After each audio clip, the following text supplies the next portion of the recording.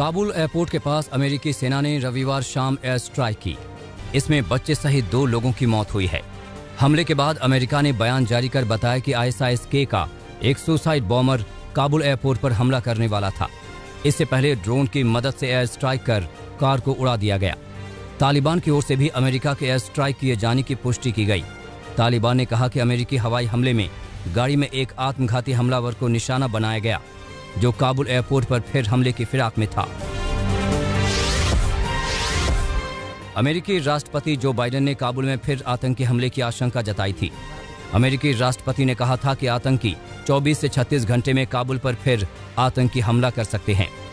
आतंकी हमले की आशंका के बीच अमेरिका ने एयरपोर्ट के पास ISIS-K के आतंकी को निशाना बनाकर एयर स्ट्राइक की। तालिबान के प्रवक्ता ज़बीहुल्लाह मुजाहिद ने कहा कि 31 अगस्त के बाद भी अफगानिस्तान से विदेशी नागरिक बाहर निकल सकते हैं। इससे पहले तालिबान लगातार 31 अगस्त तक की तारीख का अल्टीमेटम देता रहा है। अमेरिकी सेना को भी देश छोड़ने के लिए तालिबान ने 31 अगस्त की ही तारीख दी है। पंजशीर में तालिबान की एंट्री का नॉर्दर्न अलायंस ने खंडन किया है। अहमद मसूद के प्रवक्ता ने बयान जारी कर कहा है कि ऐसी खबरें सिर्फ तालिबान का प्रोपागेंडा हैं। इस बीच तालिबान ने पंजशीर घाटी में इंटरनेट ही बंद करवा दिया। बताया जा रहा है कि तालिबान ने पंजशीर में इंटरनेट पर इसलिए रोक लगाई है ताकि अमरुल्लाह सालेह कोई ट्वीट ना कर सकें। सालेह ने शनिवार को ही ट्वीट किया था रेजिस्टेंस, जिसका मतलब होता है प्रतिरोध। तालिबान ने कंधार में म्यूजिक रेडियो चैनलों पर प्रतिबंध लगा दिया है। इसके अलावा तालिबानी लड़ाकों ने टीवी पर महिलाओं की आवाज़ों को भी रोकने का फैसला किया है। अफगानिस्तान की राजधानी काबुल पर तालिबान के कब्जे के बाद सरकारी टीवी चैनल से महिला एंकर को भी एंकरिंग करने नहीं दिया गया था। उनके पास आई कार्ड होने के बावजूद भी उन्हें वापस जाने के लिए कहा गया था। कतर में तालिबान के राजनीतिक प्रवक्ता सुहेल शाहीन ने अफगानिस्तान के राष्ट्रपति रहे अशरफ गनी को देश का पैसा लौटाने को कहा है। सुहेल शाहीन का कहना है कि अशरफ गनी को देश के लोगों का पैसा लौटाना चाहिए। दरअसल काबुल पर तालिबान के कब्जे के बीच अशरफ गनी देश छोड़कर भाग गए थे। तब इस बात का दावा किया गया था कि अशरफ गनी अपने साथ काफी कैश लेकर गए हैं। हालांकि बाद में अशरफ गनी ने इस खबरों का खंडन किया था।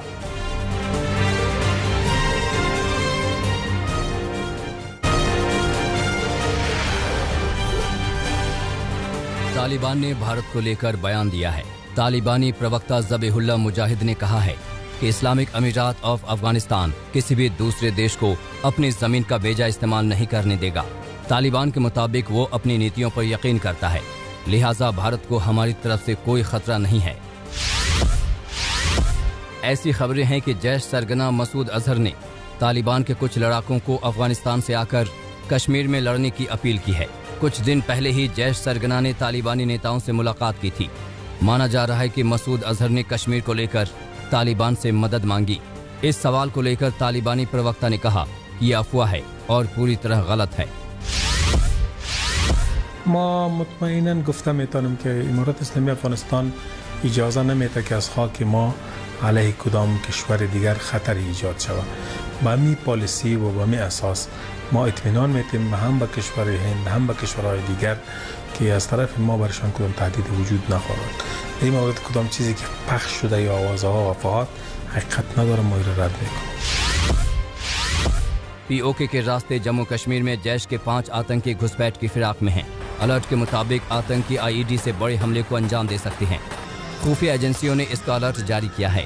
आज तक के पास मौजूद जानकारी के मुताबिक जैश मोहम्मद के सभी 5 आतंकी POK के जनदरोद इलाके में मौजूद हैं। उनके साथ एक गाइड के भी होने की खबर है। आशंका जताई जा रही है कि आतंकी सुरक्षा बलों को निशाना बना सकते हैं। आतंकी लोकेशन और LOC के पास रेकी भी कर चुके हैं।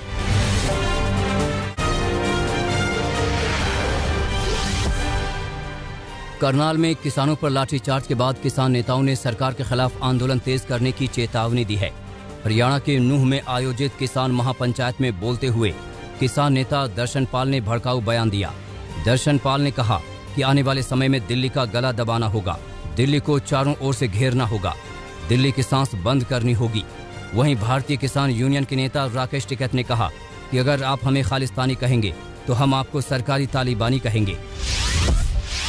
ये हमको खालिस्तानी कहते हैं, हमको पाकिस्तानी कहोगे तो हम इनको कहेंगे कि सरकारी तालिबानों का देश में कब्जा हो चुका है, ये सरकारी तालिबानी है। इनकी पोस्टिंग यहां नहीं, हरियाणा में नहीं, इनकी पोस्टिंग नक्सल के क्षेत्र में होनी चाहिए इनकी वहां पे, जो सिर्फ फोड़ने की बात करते हैं। ये सरकारी तालिबानी अधिकारी हैं। पहला कमांडर तालिबानी, सरकारी तालिबानी का पहला कमांडर मिल चुका है देश में। मध्य प्रदेश के उज्जैन में कबाड़ खरीदने वाले शख्स से जबरन जय श्री राम बुलवाने पर सियासत गरमाई हुई है। इस घटना को लेकर प्रदेश के पूर्व मुख्यमंत्री कमलनाथ ने शिवराज सरकार को घेरा और कहा कि सरकार मूक दर्शक बनकर सब देख रही है। पूरे प्रदेश में अराजकता का माहौल है, कानून का मखौल उड़ाया जा रहा है। कमलनाथ के इस बयान पर पलटवार करते हुए बीजेपी ने कहा कि ऐसे वीडियो कांग्रेस के पास ही क्यों आते हैं। यूपी के मुजफ्फरनगर में बीजेपी विधायक को फिर विरोध का सामना करना पड़ा है। बताया जा रहा है कि खतौली विधानसभा सीट से विधायक विक्रम सैनी दलपत गांव में बूथ सत्यापन के लिए पहुंचे थे, जहां भारतीय किसान यूनियन के कुछ कार्यकर्ताओं ने विधायक के काफिले को काले झंडे दिखाए और जमकर नारेबाजी की। उधर वीडियो के बावजूद विधायक विक्रम सैनी विरोध की बात से इनकार कर रहे हैं। लोग नारे लगा रहे थे, किसान जिंदाबाद, महेंद्र टिकैत अमर रहे। तो महेंद्र सिंह टिकैत का तो हम भी सम्मान करते हैं, हमारी बात है। तो लेकिन मुझे किसी ने काले झंडे नहीं दिखाए, ना मेरा विरोध करा, ना उन्होंने मुझे कुछ कहा, ना मैंने उन्हें कुछ कहा। कोई बातचीत नहीं हुई, कोई बात नहीं। आज़ादी के अमृत महोत्सव के पोस्टर पर विवाद के बाद भारतीय इतिहास अनुसंधान परिषद ने सफाई दी है। ICHR की ओर से कहा गया है कि पोस्टर पर विवाद गैर जरूरी है। आगे कई पोस्टर जारी होने हैं जिसमें नेहरू की भी तस्वीर होगी। दरअसल भारतीय इतिहास अनुसंधान परिषद की ओर से जारी पोस्टर में महात्मा गांधी, सुभाष चंद्र बोस, भगत सिंह, BR अम्बेडकर, सरदार वल्लभ भाई पटेल, राजेंद्र प्रसाद, मदन मोहन मालवीय और वीर सावरकर की तस्वीरें हैं, लेकिन नेहरू की नहीं। कांग्रेस नेताओं ने इस पर सवाल किया था कि आखिर आज़ादी के नायकों की तस्वीरों में देश के पहले प्रधानमंत्री जवाहरलाल नेहरू की जगह क्यों नहीं।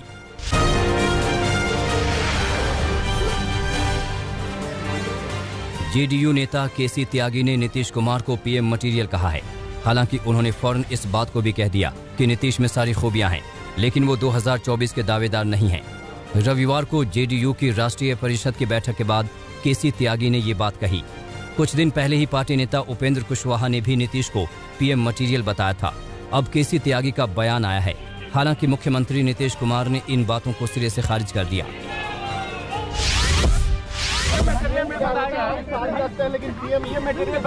अरे नहीं, उस सब सबका कोई मतलब नहीं, कोई मेरी इच्छा या कुछ है, किताब में है, कहा जा रहा है।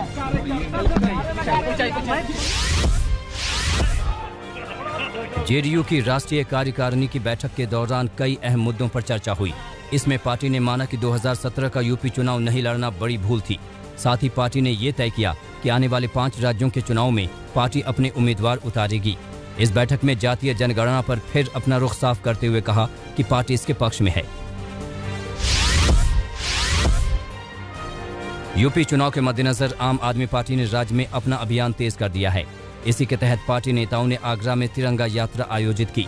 जिला प्रशासन ने पहले तिरंगा यात्रा को इजाजत नहीं दी थी, लेकिन रूट का बदलाव किए जाने के बाद आखिरकार मंजूरी मिल गई और तिरंगा यात्रा निकाली गई। इसमें आम आदमी पार्टी के राज्यसभा सांसद संजय सिंह और दिल्ली के डिप्टी CM मनीष सिसोदिया भी शामिल हुए। हमारा तिरंगा हमसे पूछ रहा है कि उत्तर प्रदेश में आजादी के 75 साल बाद भी सरकारी स्कूलों की हालत इतनी अच्छी क्यों नहीं हो पाई है, ताकि एक गरीब से गरीब आदमी का बच्चा भी अच्छी शिक्षा पा सके। आज 75 साल बाद भी उत्तर प्रदेश में रोजगार की हालत ये क्यों नहीं हो पाई है, या शिक्षा का स्तर इतना शानदार क्यों नहीं हो पाया है कि पढ़ने लिखने के बाद एक किसान का, एक मजदूर का, एक आम आदमी का बेटा एक अच्छी नौकरी पा सके। उधर दिल्ली के मुख्यमंत्री अरविंद केजरीवाल जयपुर पहुंचे हैं। वो जयपुर में गलता जी के विश्वयाना केंद्र में 10 दिन का मेडिटेशन कोर्स करेंगे। कल ही केजरीवाल जयपुर पहुंचे। फिलहाल वो विपश्यना केंद्र में ही रहेंगे और किसी भी राजनीतिक कार्यक्रम से दूर रहेंगे। राजस्थान के मुख्यमंत्री अशोक गहलोत ने ट्वीट कर उनका स्वागत किया। महाराष्ट्र के परिवहन मंत्री और शिवसेना नेता अनिल परब को ईडी ने समन भेजा है।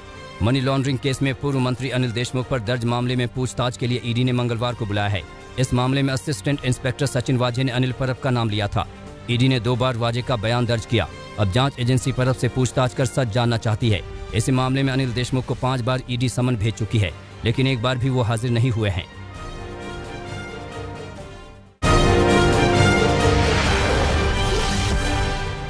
उत्तर प्रदेश के देवरिया जिले में एक हैरान करने वाला मामला सामने आया है, जहां पेड़ की टहनी काटने को लेकर हुए विवाद में सेना के रिटायर्ड जवान की हत्या कर दी गई। मामला देवरिया के मदनपुर थाना क्षेत्र के बारीडीहा गांव का है। बताया जा रहा है कि जमीन के बंटवारे के बाद पेड़ को लेकर 2 पक्षों में लंबे समय से विवाद चल रहा था। पुलिस ने हत्या के मामले में 6 लोगों के खिलाफ केस दर्ज कर 3 आरोपियों को गिरफ्तार किया है।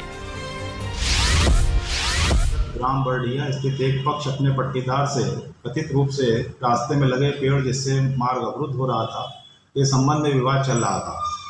आज एक पक्ष ने आम के पेड़ की डाली काटनी शुरू कर दी, जिस पर दोनों पक्ष में मारपीट हो गई। इसी बीच ईंट की चोट से मृतक गिर गया और उसकी मृत्यु हो गई। ईंट पीट कर मारना नहीं पाया गया है। पोस्टमार्टम से स्थिति और साफ हो सकेगी। यूपी के अलीगढ़ में चोरी के शक में एक शख्स की पीट कर हत्या कर दी गई। मारे गए शख्स के परिवार वालों ने थाने में जमकर हंगामा किया। परिवार वालों का कहना है कि एक गैराज के बाहर एक बोरा पड़ा मिला था। जब उनके परिवार का शख्स बोरे को देख रहा था तो 2 युवकों ने चोरी का आरोप लगाते हुए उसकी पिटाई शुरू कर दी। उसके बाद दोनों आरोपी उसे गोदाम में ले गए और बेरहमी से पिटाई की, जिससे उसकी मौत हो गई। दोनों मियां बीवी में झगड़ा हो गया होगा तो अपनी बीवी को बुलाने गया था वहाँ से काम पे से। उसकी बीवी खाना वाना बनाती है, उसे बुलाने गया था वहाँ उसे घूरे पे कुछ सामान पड़ा मिला गैरेज का। इसका मारुति का मैकेनिक है वो सामान उसे मिला था, वो उसे देखने लग गया। किसी का एक गैरेज है वहाँ पे, गैरेज वाले वहाँ रहते नहीं है, कहीं बाहर गए। कौन गैरेज मालिक है, क्या नाम? मैं नहीं जानती ऐसा कौन है वो।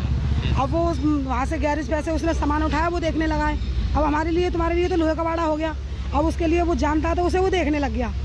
पास के लोगों ने आके उसे ये कह दिया कि ये चोरी कर रहा है। उसी चक्कर में उसे मारा। कैसे चोरी? उसे लोहे की सरियों से मारा है। बिहार के गोपालगंज में गाड़ियों की चेकिंग के दौरान पुलिस ने लुटेरों के गैंग का पर्दाफाश किया है। पुलिस ने 6 अपराधियों को गिरफ्तार किया है और उनके पास से अवैध हथियार बरामद किए हैं। गिरफ्तार अपराधियों से पूछताछ के बाद उनके पास से 1 कार, 2 मोटरसाइकिल और 6 मोबाइल फोन भी बरामद किए गए हैं। पुलिस के मुताबिक गिरफ्तार अपराधियों पर लूट और डकैती के कई मामले दर्ज हैं।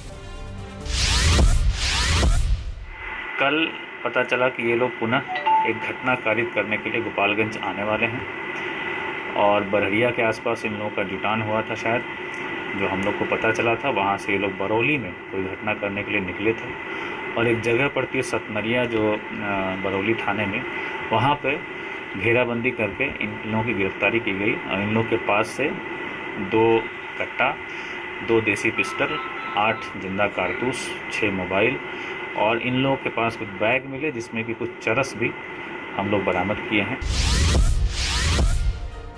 पंजाब के मोगा में पुलिस ने असलहे की खेप के साथ बड़े गैंगस्टर के भाई को गिरफ्तार किया है। गिरफ्तार शख्स के पास से 4 इंटरनेशनल पिस्तौल, 4 मैगजीन और बुलेट बरामद हुई है। पुलिस के मुताबिक गिरफ्तार शख्स ए कैटेगरी के गैंगस्टर अर्शदीप का भाई है। अर्शदीप कनाडा में रहकर अपनी फिरौती का धंधा चला रहा है। उसके ऊपर पंजाब के अलग अलग जिलों में फिरौती और जानलेवा हमले के 11 केस दर्ज हैं। यूपी में बरेली में 2 लड़कों को अपने यूट्यूब चैनल के लिए पुलिस वाला बनकर प्रैंक करना महंगा पड़ गया। दरअसल बरेली के कैंट थाना क्षेत्र की पुलिस को सूचना मिली कि 2 संदिग्ध पुलिस वाले चेकिंग अभियान चला रहे हैं। सूचना पर पहुंची पुलिस ने देखा कि पुलिस की वर्दी में 2 लड़के चेकिंग कर रहे हैं, जिसके बाद दोनों लड़कों पर कार्रवाई की गई।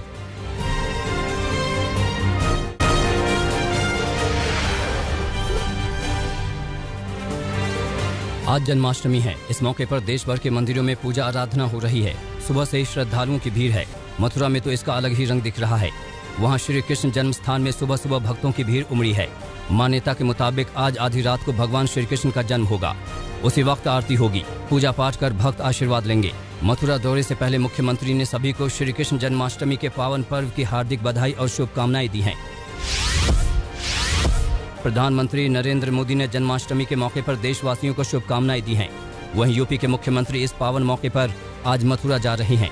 सीएम योगी दोपहर 3:30 बजे रामलीला मैदान में आयोजित श्री कृष्ण जन्माष्टमी के कार्यक्रम में शामिल होंगे। इसके बाद श्री कृष्ण जन्मभूमि जाएंगे और वहां दर्शन कर पूजा अर्चना करेंगे।